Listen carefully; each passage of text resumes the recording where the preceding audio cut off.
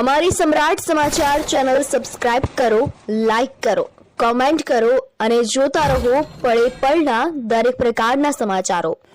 ભારતીય બનાવટની ઇંગ્લિશ દારૂની અલગ અલગ બ્રાન્ડની નાની મોટી બોટલ નંગ 71, કુલ કિંમત ₹23,430ના મુદ્દામાલ સાથે એકને ઝડપી લેતી મહુવા ટાઉન પોલીસ।